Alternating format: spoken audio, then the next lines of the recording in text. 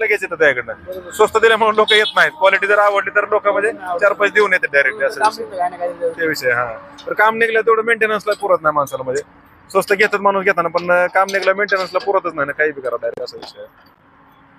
आता हे असं स्ट्रक्चर जे आहे हे दूधवाल्यांना तर डायरेक्ट म्हणजे हलके आपण जे जोडतोय दूधवाल्यांना चालतात. हे असं स्ट्रक्चर त्याला आईस्क्रीम वाला असतील म्हणजे पाणीपुरीवाला म्हणा किंवा तुमचं फ्रूटवाला असतो, वडापाव स्टॉल, चायनीज स्टॉल, सगळे ह्याला वर्ण परत ते डिझाईन बनवून डायरेक्ट त्यांच्या गरजेप्रमाणे वापरते.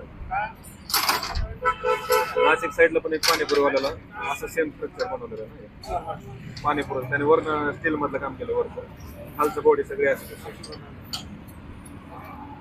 शेतकऱ्यांना बी प्रत्येक जणाला काय प्रत्येक गोष्टीसाठी बैलगाडी तुमचं शक्य होत नाही किंवा ट्रॅक्टर हे डायरेक्ट मध्ये चारा आणायला म्हणा किंवा बागवाल्यांना वगैरे सगळ्या कामासाठी एकदम मेंटेनन्स नाही शक्यतो. टू व्हीलरला काय फक्त इंजिनचं ऑइल बदली करायची. पाठीमागच्या गिअर बॉक्स मध्ये काय 1 लाख किलोमीटरचं लिमिट आहे. 1 लाख किलोमीटर चालल्यानंतर 1 लिटर ऑइल ऍड करायचं.